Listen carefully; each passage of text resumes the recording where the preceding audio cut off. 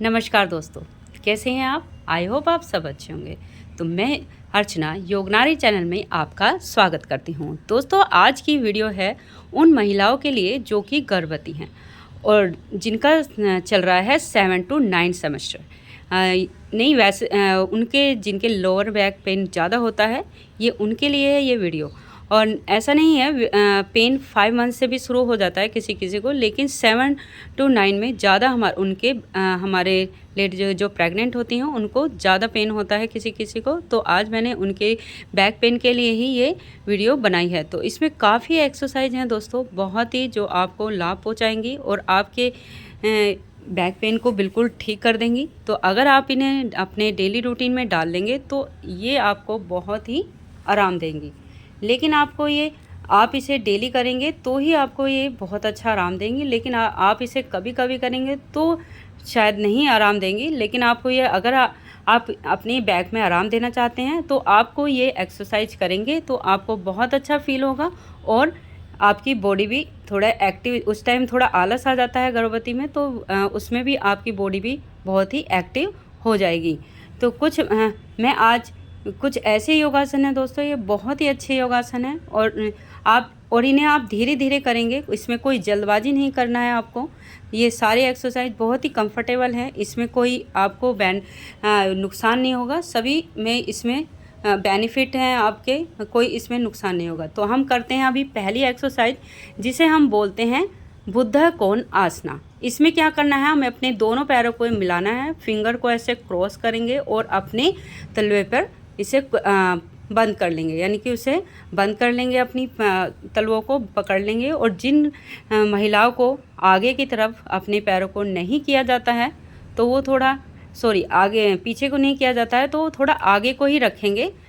और कि कभी कभी क्या होता है कि किसी महिला का ज़्यादा पेट भारी होता है, मतलब ज़्यादा बड़ा होता है, तो वो अच्छे से बैठ नहीं पाती हैं। तो आप इसे आगे को ना ही जिन लोगों को ऐसा कंफर्टेबल नहीं हो रहा है तो वो नहीं करें, थोड़ा पीछे को ही रहने दें।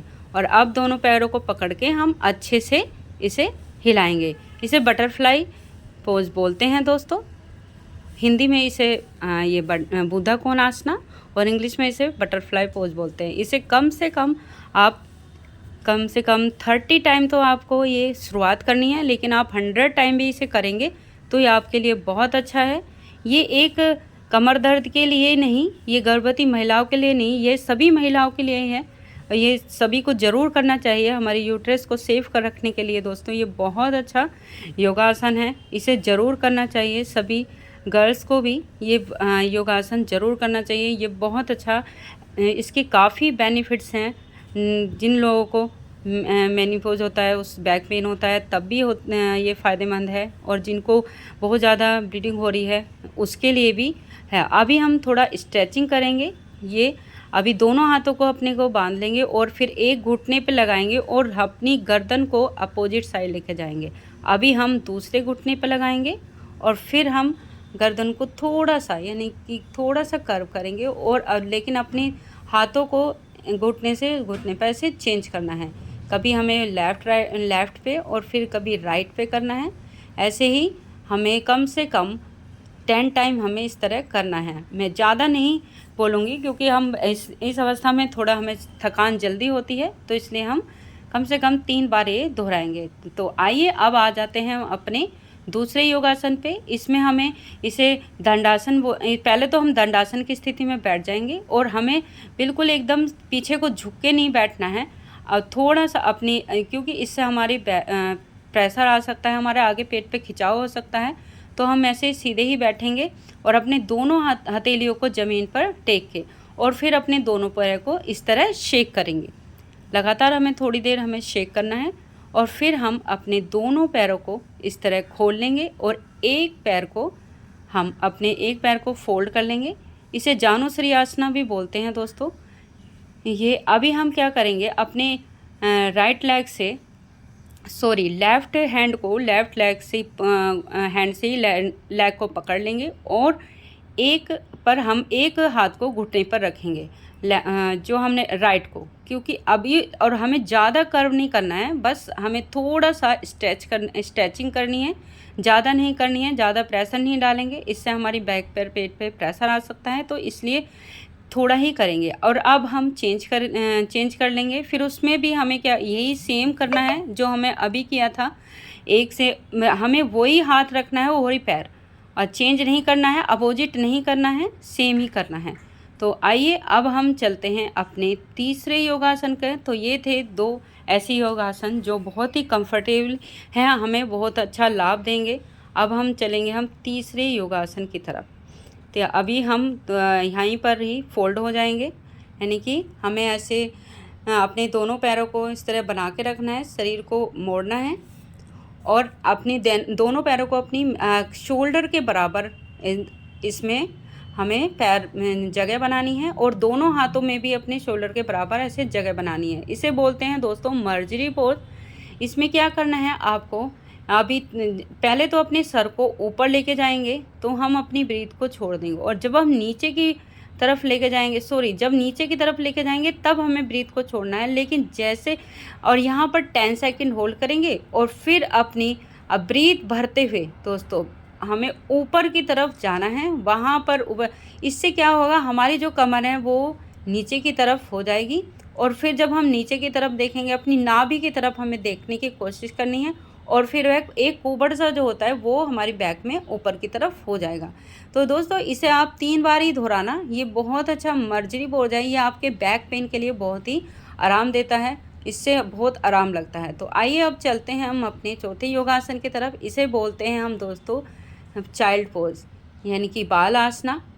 इसमें आपको अपने दोनों हाथों में जगह बनानी है, दोनों पैरों में पीछे शोल्डर तक जगह बनानी है, और फिर अब ब्रीथ छोड़ते हुए अब नीचे की तरफ हम जाएंगे। हमें ज़्यादा नहीं झुकना है, क्योंकि इससे हमारे पेट पे प्रेशर ज़्यादा आने की वो रहेगी, तो हमें इसलिए ज़्यादा नहीं झुकना है। जितना आप कंफर्टेबल आपको लग रहा है अपने सर को, उतना ही आप नीचे लेके जाएंगे, और फिर तुरंत ही आप ब्रीथ भरते नीचे जाएंगे, छोड़ते हैं ऊपर की तरफ जाएंगे। बहुत ही आराम के साथ आपको ये योगासन करने हैं, कोई भी जल्दबाजी नहीं करेंगे, ये आप ज़रूर ध्यान रखना।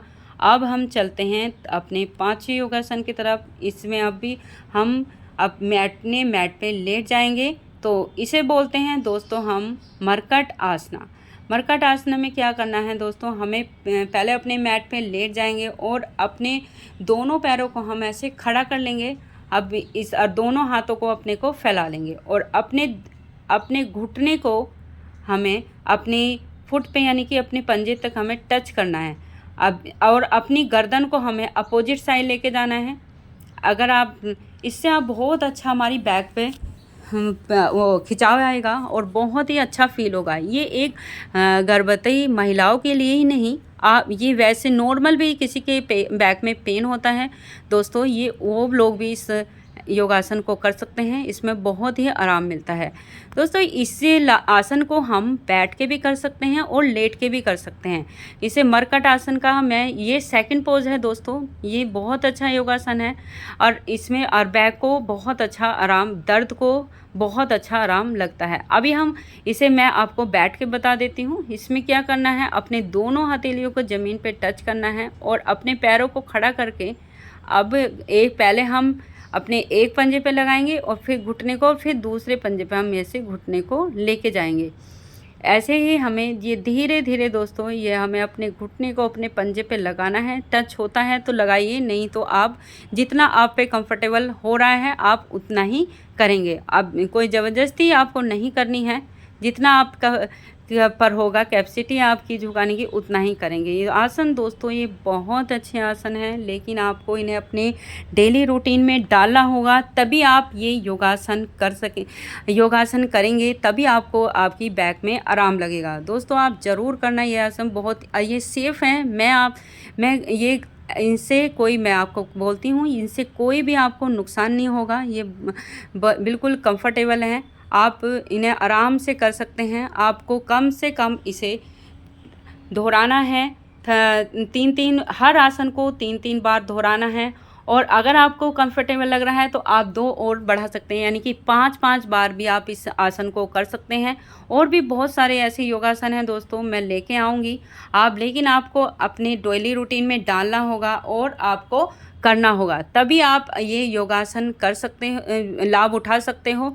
तो जब आप इसे करेंगे तो दोस्तों ये बहुत अच्छे योगासन हैं। आप मुझे मेरे चैनल और कैसी लगी आपको मेरी ये वीडियो, चैनल को सब्सक्राइब कीजिए और नमस्कार।